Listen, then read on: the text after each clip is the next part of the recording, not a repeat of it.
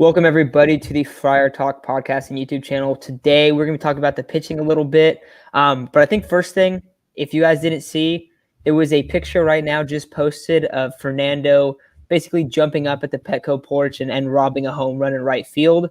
So, Chase, let's start things off. Thoughts on Fernando? Someone was talking about in center field, but I would guess that he would be in right field. So, thoughts on Fernando in right field?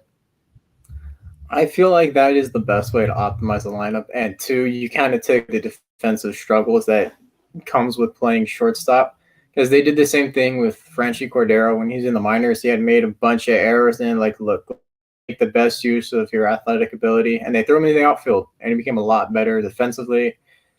He never panned out offensively in the MLB, but Tatis will. We've seen what he can do with the bat. It takes kind of more diving plays away from him and a chance at re-injuring that shoulder playing right than playing shortstop.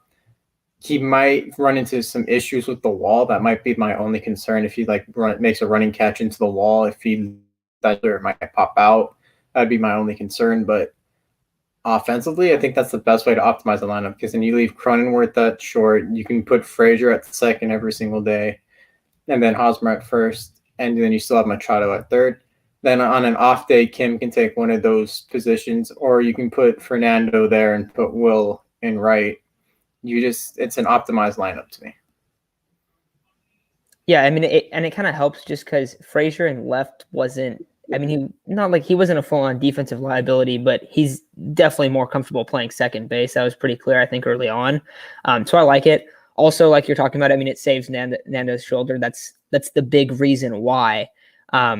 But it'll be cool to see kind of how that plays out. I still fully expect him to be a long-term shortstop, as I expect you feel the same way, Chase. But I do like the idea of keeping him in right. You know, I think that gives him a better chance just throughout the season, because what was it, maybe like 2 or 3 weeks ago, or 2 or 3 weeks before he injured his shoulder against the Rockies, he had a diving play at short where he winced because it was clearly hurting him. So I definitely think that slows down the wear and tear of his shoulder. So definitely a positive thing. Also see someone in the chat, the Reds lost. Yeah, very good. Got to see if Musgrove can get that other start. But before we get into, this past series, we saw 2 great starts by Padres pitching, something that they have been lacking. So that was really big. And Chase, just kind of wondering, what are your thoughts on, Blake Snell not only putting the changeup on timeout, but also the curveball, and then Darvish, after allowing his 10th home run in 5 games, to really bounce back and just have a lights out and really dominant start after that home run. Everything the Padres needed. I kind of knew Snell was working his way through it. His last start, on the paper, it looked good. He looked like he was fighting his demons out there, because, man, he'd get guys on first and second, no outs, and get saved by a couple of great defensive plays. Myers snagged a run at home. So he really worked through some rough innings. And this one, he was just flat out dominant. Like I said earlier, his was lacking the spin rate that it did in the previous season, so it kind of made it seem like it was a liability to him. So I'm not surprised that he put it on timeout. We will probably see that pitch come back before the changeup, just because I feel like it puts batters away more, or it fools batters more than the changeup did. So if he does incorporate a third pitch in his next start, I believe it's just going to be the curveball. I think he should just scrap the changeup for the season, because the times he's pitched without it, he's been amazing. And then Darvish, I feel like his fastball had a little bit more life, and it was fooling a little bit more people. And he was actually getting it by people instead of people catching up to it and hitting it for a home run. And then he actually was striking out a lot of people that we saw when he was really dominant. Because when he was really dominant, he was getting outs by strikeouts and not letting a lot of people hit the ball. And he did that this outing. I don't know if you noticed, Chase, but also another thing that I noticed about Snell's outing was that he was, when you watch Snell and it's it takes forever, it feels like every half inning takes 40 minutes to get through. It was way more fast paced, and I think that has something to do with it. And someone in the chat said, maybe it's a confidence thing with Snell. So maybe that helps it out. But I definitely think that's a positive thing. Do you think that has a big factor in how he's performing, or do you think that's just more of like, oh, maybe he's, just trying to change things up and almost like give a different look? Actually, his whole pacing thing changed was because Machado came up to him and was like, "You're pitching too slow," and so he picked it up, is what he said. And it just happened to work out really well. So maybe he continues up that fast pace. But yeah, it was just because Machado told him he was pitching slow, and I think it was boring him at third base. No, that's pretty good. That's hilarious. Also, another guy, we posted a thing about Tommy Pham and Trent Grisham. On Saturday, Grisham was great. Grisham, didn't record an out. I saw people saying that, he strikes out a lot and stuff. And he's very inconsistent and whatnot.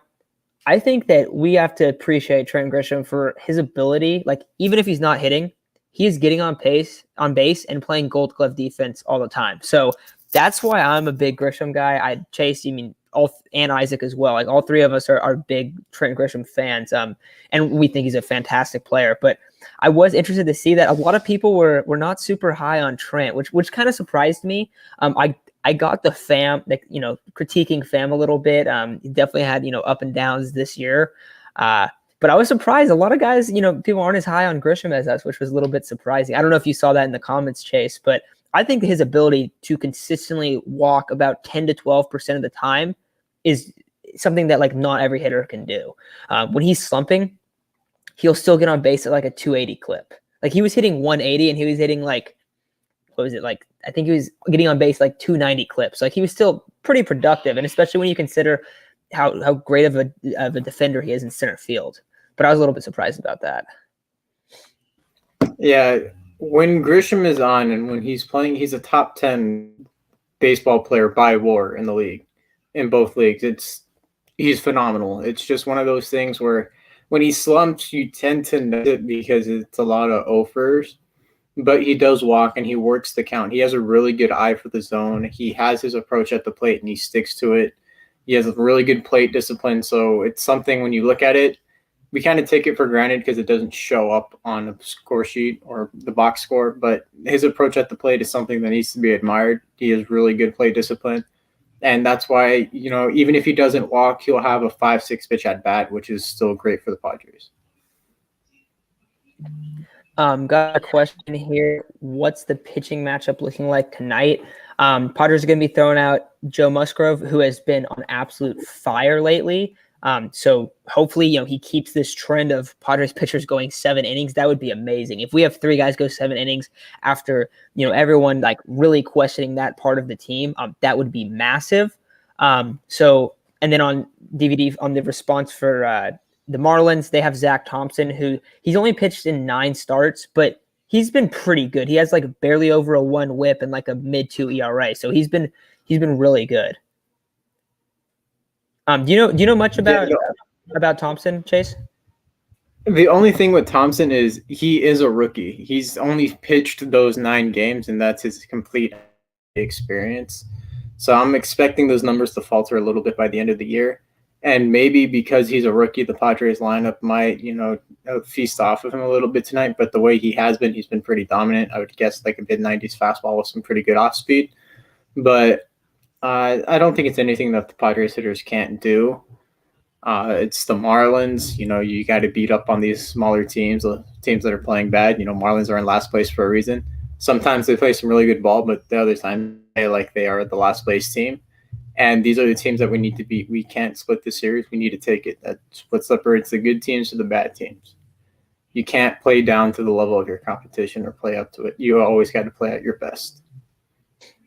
And I think on Friday, in our YouTube comments, but especially on Twitter as well, people were really, really upset, just with the Padres and that like playing down to the competition. I thought we saw a really good bounce back from them because, they lost a 5-0 lead on Friday. And I think they were obviously very frustrated too, and they responded really well. Not necessarily the bats as much, but especially the pitching, because they did a phenomenal job. Kind of like, all right, let's jumpstart this team. Let's get everyone going. I don't know if you saw, Chase, since I think it's June 1st, they've had like the best OPS in the league, like as a team, and it does not feel that way. Like I saw that and I was completely shocked because I had no idea that was the case. I was like, oh, really? The best OPS in the league? Like, You couldn't have told me that. I would have never believed you, but all right. Also, let's see. We got a couple other things. Oh, was seeing this discussion on Twitter too. Right now, do you think Austin Nola should be in the lineup every night? Even if he's not catching, do you think he should be in the lineup every night? Because some people were saying, like, yes, he has to because he's been such a hot bat. But also people were, like, on the other side were saying, like, hey, he's come back from injury. I think that's why he's not hitting. So I just was wondering your thoughts on it. I think he does need to be in a lineup every night. He is an absurdly good batter, and he has played, I think, on nearly every position on the field except pitcher in his minor league career. He knows how to play every position. He's very versatile in that role. He can play outfield. He can play infield. He can catch for you. And I feel like he's going to be he's not going to be a liability anywhere. If not, he's going to bring like a plus glove anywhere he goes. My only question with the outfield is I don't know how well his arm will play in certain positions, but yeah, I feel like you need to put his bat in the lineup every single day because it's too good to take out. I'm just going to – I was just going to say Nola at first. I 100% agree. Yeah, also, Ivan here. What's up, guys? Can we discuss what happened to Profar 3 days on the IL undisclosed? I'm guessing COVID. I am not sure. Usually when the guys get COVID, they go on like a different injury list, but it doesn't always happen initially. He could also just be sick and they don't know, and like they're waiting to see if it is COVID. But Chase, have you heard anything? I haven't heard anything specific. I've heard undisclosed as well. Yeah, normally when it's like that, it's just if it's COVID, it'll be like they're placed on the IL/COVID list, and then there's the IL. So 3-day list, that's just kind of probably like a sickness, or it's probably like, hey, you know what, he's sick. We're gonna get him tested. We just don't know the results yet, so he's gonna be on this little waiting period before we find out. Yeah, that makes sense. Also, see some people talking about Nola in the chat. We're going to have one of my best friends. He's going to come on. He's actually a college catcher, and we're going to have a segment on Nola in like the next week or two. But it'll be really fun because he's actually a Red Sox fan, but he thinks Nola might be the best defensive catcher in the league. Like he thinks not calling games, but he thinks he is phenomenal as a defensive catcher. Like he was talking about like why he thinks Snell does better with him, and because he's able to block so many pitches, and that's kind of like why we've seen like, oh, Nola's the Snell whisperer, which I think is funny because he does seem to pitch a lot better when Nola's behind the plate. But we get to kind of hear that perspective from a catcher in probably like a week or so. So that'll be cool to see. And then it's also great because Nola absolutely rakes. I know so far his stint in San Diego hasn't been that good, especially when you look back on what the Padres gave up from last deadline. But he is a very, very good player in my opinion. Like he's one of the guys I think that it's kind of gone like under the radar all year. Like, oh, the Padres haven't had Austin Nola, and no one really talks about that. I mean, of course, you're going to talk about Fernando's injury and things like that, and some of the pitching concerns. But Nola coming back he's one of the most valuable pieces to the team, offensively and defensively. I personally think that if he's in the lineup, that he should hit 5 pretty consistently. Just because I don't know if you saw, he's played in just over 20 games, and he has like 18 RBIs. Like he brings guys in at a phenomenal rate. I don't know, Chase, do you like him at 5? I think I think you need to put him in a position where he hits people in. And I'm just going to bring this up because it's absurd. In his last 7 games, he's hitting .625. He has a 611 on base percentage and a 750 slugging.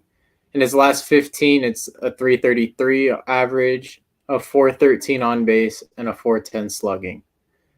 He, I think, is the second best bat in the lineup right now, next to Frazier, just because Tatis is out. That's how much of an impact he makes. And he walks a lot too for a guy that is kind of like an unknown in the Padres lineup just because of how much times he missed. But like you said, he also brings in a ton of people, so you got to have him at 5 or 6. All right, we gotta talk about Paddack again. I feel like every time we've done a live stream, we've talked a little bit about Paddack. It does seem like he's going to come back in a couple weeks, so I think it's definitely a positive thing. I don't know if anyone listening tomorrow, Craig Stammen is going out. I'm kind of pitching in Paddack's spot in the rotation. I think Paddack will be back before September.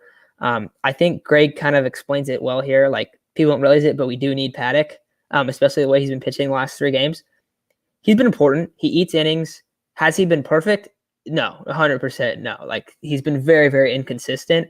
But you look at him year round, and if it's tough. I don't know. It's definitely tough. I mean, I think he's probably the most polarizing player on the team, just because sometimes he looks pretty good. Sometimes he looks like he could be like a really solid back end starter, and then sometimes you see him, you're like, there's like, how is he not in the minor leagues right now? Like he's doing terrible. And it gets frustrating. It definitely gets frustrating. Of course, we're pulling for Chris, but I don't know. I think and then Ivan over here, he's asking, he's been better lately. Hopefully the time off helps him. I think he's been a little bit better. He had the really rocky starts right after like the ban of the sticky stuff, which is like the whole league. I don't know if you guys saw like the league ERAs, but they all shot up right after. And that definitely happened to him. But since then, like since the last few starts, he's looked a lot better. He has made tremendous progress on his curveball this year. So I think overall this year, it's actually been a pretty positive thing for Chris Paddack. Now, the numbers don't necessarily say that, but I think development with his pitches has helped a little bit. But where are you at right now on Paddack, Chase? Look, I'm just gonna say this: when he does get back, I don't expect him to go more than 5 innings, just because an old strain is really finicky and really like just something that if you aggravate it again, you're going to be out a lot longer. So even when Paddack does come back, don't expect him to go with like the 5-6 innings. Though this year, as much as he's been polarizing, it's been a great positive for Paddack because we've seen the development of the curveball become an actual third pitch, and he can actually strike out people on it. He gets swings and misses on it, and it's not just one of those you're like, oh wow, he threw the curveball out there, and the batter just stood there because it was a ball. Now he's getting the swings and misses. He's locating it. His changeup looks better. His fastball looks better. His location's better. So it's just when he's struggling with his location, he'll get rocked. But when the games he's on, he will go like 6 innings with 80 pitches with the potential to go another inning. It's just Tingler never lets him. Oh, Paddack's at 5 innings, 70 pitches. He's good for the night. Like you just got to let him go. So I feel like part of it has been limitations from Tingler because of the Tommy John background, but yeah. So where is Daddy Lamette, according to Rick here? He's apparently going to be back in like a week or two. The timeline was supposed to be, I think, mid-August, so a week, maybe 2 weeks at most. It seems like he's going to come back. And they basically said that he's not going to come out in the bullpen and pitch a couple innings. He's going to pitch 1 inning stints, which potentially means that he could, I don't think it would happen right away, but he could, if he excels in that 1 inning role, be moved to a certain pivotal spot in this bullpen, which we really want to see. I don't know how, has it been since spring training that we've been talking about that, Chase? I think I mentioned it. One of us mentioned it. We're like, look, if Lamette gets hurt again during the season, just make him the closer. I know it seems like it's becoming more and more likely that it happens. I do think that it's more likely that if they move on from Mark Melancon, which they aren't going to do right now, like Tingler already came out and said that's not the case. But I think that Hudson would probably be the first guy in line, but it could happen. It could definitely happen. I personally love it. Or he's like returning, isn't he? I think he's going to return this series. I think he might be returning tomorrow or Wednesday. Right. Also, if you guys have any questions right now, like we'll just fire through them real quick. But Chase, anything like specifically that you want to talk about, either this series or last series or just anything Padres in general? I don't really have anything else ready. So for tomorrow's game, I'm guessing it's going to be like Stammen, then Strom, then Neer, and maybe Miggy Diaz. But I really want to see Neer come in after Stammen opens and kind of let him loose, just let him throw 4 or 5 innings because that's what he's meant to do. If you look at his minor league numbers, he will go 5-6 innings. I don't know why the Padres don't let him do that. It seems like, yeah, he will get into some rough innings, but he will get out of them. And I think it's important for him just, to eat the innings. That's what you brought him up to do. He needs to eat the innings that he's allowed to pitch. Like, let him go 5-6 innings, especially if his pitch count isn't that high. And I feel like it's going to be really important for tomorrow because you got 2 starts where, wow, your bullpen got the rest, but now you're going into a start and you're going to blow the bullpen out just because it's a bullpen day. And then you don't know how the rest of the series is going to go. So Really want Near to eat up some innings tomorrow. That's just me. Also got this question, and I think there was only a few people in the stream when we initially talked about this right as the episode started, but fan of Tatis in the outfield. I think that people are talking about him being in center. I think he would definitely play right this year just because they kind of like tuck him away almost. And I do like it. And I like how you specifically word this question for this season because I don't think he would move to the outfield long-term. I think he is a long-term shortstop. He is an excellent shortstop. I know this year, he's had a lot of errors. Also had, 9 and 11 games. So I think those numbers are really skewed. But I like it a lot for this year. I think it helps him. I mean, he is the guy that is in line to be the MVP. And if you can keep that bat in the lineup, you can keep him healthy. You can help his shoulder a little bit out because, we know how aggressive he is at shortstop where he's laying out all the time. And it's not like you're losing and like, oh, no, we don't have this marquee shortstop anymore. No, Jake Cronenworth can definitely do it. Ha-Seong Kim can definitely do it. Like they have already shown. Jake Cronenworth's play on Sunday, that was an amazing play. That was one of the best plays I think we've seen at the position all year. So I'm a big fan of it. I think for the rest of the year, I'm a big fan of it. If they moved him outside of shortstop after this, he would have to look really good in the outfield to consider that moving forward. But I do like it for this season. And even if it wasn't just for this season, he has the speed for it. We all know he has the arm for the outfield. So having him and Grish kind of patrolling the outfield together is kind of just unfair. You rob a lot of hits. You get a lot of people out on bases. So even then, I'd be a fan of it because then it also clears the way for CJ Abrams to play either short or second base if you're thinking long term. That's true. If he comes out there and he just looks like a Gold Glove right fielder or center fielder, it's not a negative thing, that's for sure. I think we're all hoping for that. We could definitely see some absolute rockets coming from Fernando in right field, like one hoppers to the plate from almost the track. Like that's the kind of arm Fernando has. So that'll be really cool to see. Also, some questions about, do you think this is going to be a tough series? I think right now, everything's kind of important right now where everything, it's a very pivotal series. They should beat the Marlins. They should win the series. Tonight, I think. Do you know who's slated the next 2 days for the Marlins? I'm not exactly sure off the top of my head. I believe it. I know tonight is. Go ahead. So we do not know who's pitching tomorrow, but Alcantara is pitching Wednesday. Okay. Yeah, I don't think we should underestimate the Marlins. We've seen they've played the Padres all right. Last series at least. But I don't think anyone should be overlooked at this point. I don't think any of these teams will be overlooked, like from the Padres' point of view. So, yeah. And apparently Sandy's been hit lately too. So that's a positive thing. But also it's weather's on Wednesday. So you're also kind of banking back. Someone asked, today's Musgrove, tomorrow is Stammen bullpen day. And then Wednesday, I believe, is Weathers. And then Thursday is going to be Darvish. I think that's all the Padres have slated for right now.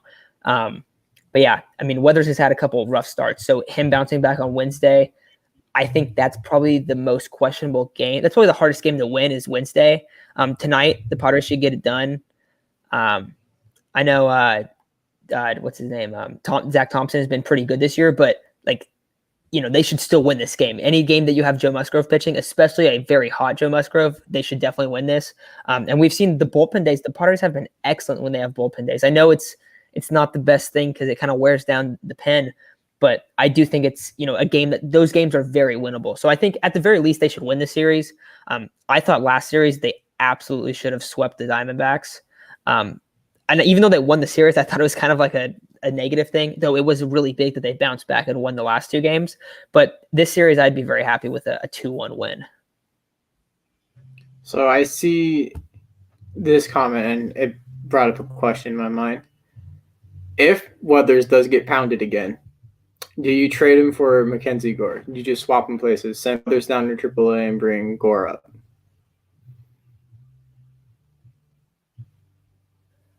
Maybe. I would rather see them move Weathers to the bullpen. I would rather see that, don't you think? Because we've seen how great Weathers is out of the bullpen, and even if you look at a lot of his starts, like you usually know it's gonna the inning will start. And it's like, oh, this is gonna be a rough inning, and they're usually really big innings after he's pitched quite a few pitches. So if you have him just if you just move him like relegated him to like a bullpen role where he's pitching 1 to 2 innings, I think that would be a better idea than moving him down to AAA. But also, I'm super down with bringing up Mackenzie Gore. I mean, we've talked about it for a long time. My only thing is if you put Weathers into the bullpen, who is he going to replace? Because at that point, I think it's like too many chefs in the kitchen. You can't have that many arms in the bullpen because not everyone's going to get used. We really already don't really see Pierce Johnson all that much. Matt Strahm hasn't really been like in the game every time, or Austin Adams too. I do want to see Adrian Martinez called up. I love that comment, but I don't know if the Padres are going to bring him up this year. They might just let him build off this season and look to next year and see, hey. But yeah, maybe Isaac was saying 2 roster spots opening in September, I believe. Yeah. They might be September call-ups. They might just be like, yeah, you know what, work on your stuff till September, then you'll get your chance in the majors. Maybe they're just trying to get through this month, but I feel like you need to bring him up now and just to see if they have an impact for later. Do you think Campusano is a lock to be called up in September? We were talking about in our group chat today. I think he 100% is. 100%. He's been killing it. There's like 3 guys that I can think of. They're going to be like definite September call-ups. One guy, he's the 44-year-old left-hander that everybody was a fan of the Padres signing to a major league deal or a minor league deal. Joe Bamel, he's been killing it. He throws hard. He's a lefty. The Padres can always use a lefty with a flaming fastball coming out of the bullpen. Gore and probably Martinez, I think, or not Martinez, Campusano. You might see Hassel, because Hassel's been killing it in single A, and you might see, I think, Brandon Valenzuela. I think those guys are all like the guys on my radar as well. This is an interesting one. Your take on if the Padres can go on one more hot streak, like 9 of 11 wins or 10 out of 13. I think if there's a time to do that, it is the last 10 of in the last 3 weeks, the Padres played the Giants 10 times. If there's a time where they do that, that is 100% the time that I want to see that. Not only is it against the team that's in first place in the NL West, but also it is at the best time to get hot. We've talked about this many times. You get into the playoffs, you're the wild card team. It's all right at the end of the day. If you win that wild card game, you can get really hot. You can use it as momentum. So I definitely if they make I know some people that get a little bit pessimistic about it are like, oh, if they make they get really upset about making the wild card. Earlier this year, we kind of did expectations. Initially, I thought the Padres would probably be a wild card team. I didn't think the Giants were going to be the team in first place, but it's a little bit interesting because I think that they still have a chance. It's not over yet. But if you just get hot at the end of the year, that's what you want to do. So is that kind of where you're at too, Chase? That just get hot right at the end of the year. That's the best time.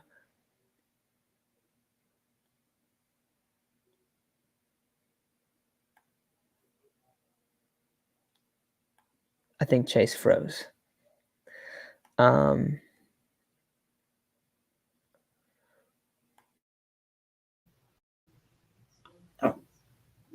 back, Chase? Yeah, I'm back. Everything just went black for a second. I was like, oh well, I think this just died, but I feel like there's two times that the Padres need to go 10 of 13. It is on this stretch right now because we've played the Diamondbacks. We're playing Miami. Next series against the Diamondbacks, and then the series after that is the Rockies. I feel like you have to go, what is that, 12 games? You have to win 10 of 12.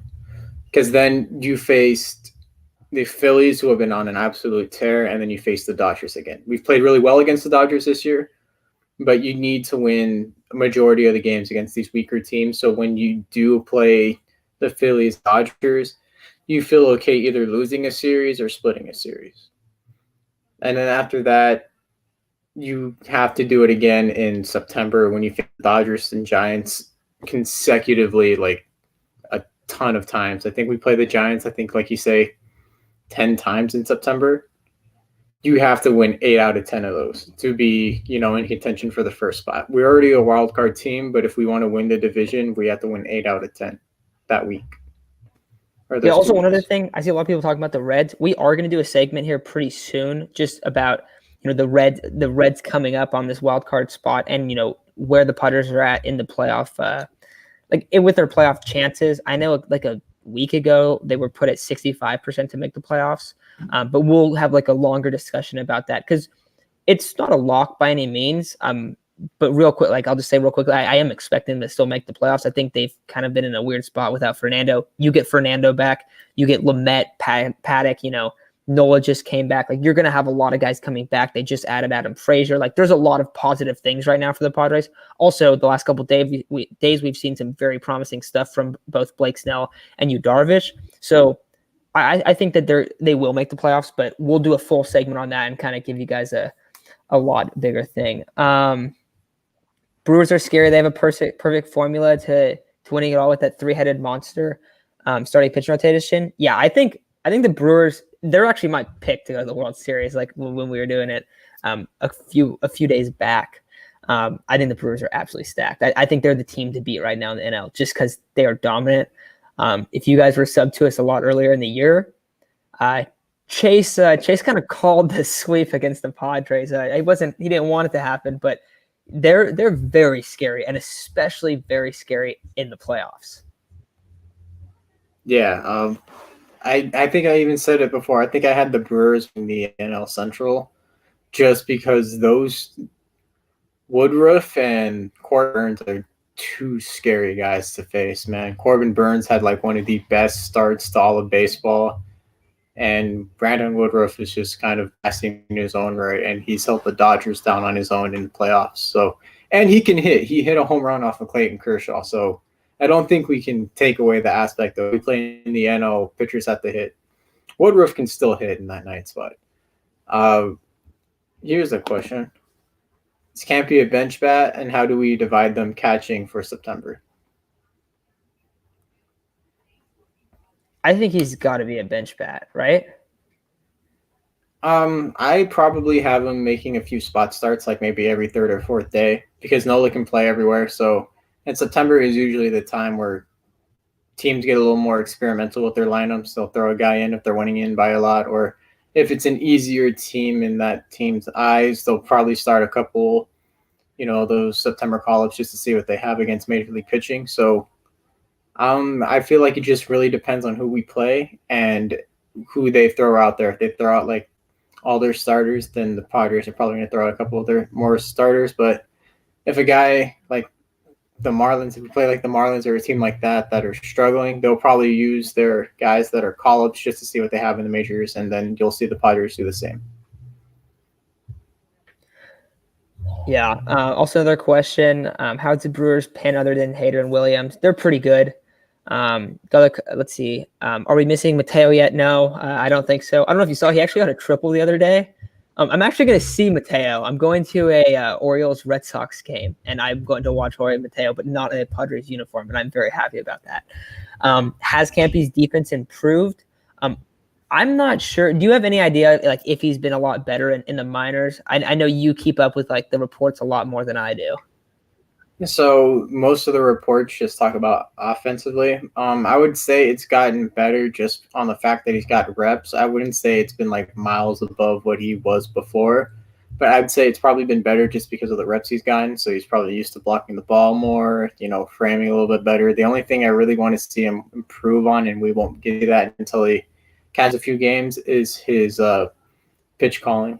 I want to see him call a really good game. I feel like that's the only weakness that he really did have, other than sometimes he would mismanage catching a ball or blocking a ball. All right, final question, because I didn't realize how close it was to the game. But Chase, are you going to this series? I thought you were, right? Not this series, but the next series in Phoenix. I will be working this Saturday and Sunday, so I won't be able to go, or next Saturday and Sunday, so I won't be able to go, but I will be going to the ones, I think it was the 24th or something like that. I'll be going to a couple of. Gotcha. All right, I lied. One more question. Should Yu Darvish get the blonde highlights, or should he rock the Kim look? I think yes. I think Kim pulls it off great. I think if you have two guys like that, the more the merrier. And Tatis kind of does it too. I'm all for it. Yeah, I'm all for it. All right, sweet. All right, guys, we're gonna take off. Padres game starts in like 2 minutes. But thanks everyone for listening, and we're gonna be talking this week. I think we had a couple good topics coming up. The big one is definitely the playoffs, but it's gonna be fun stuff. So make sure to stay tuned and all that. And we will talk to you guys tomorrow.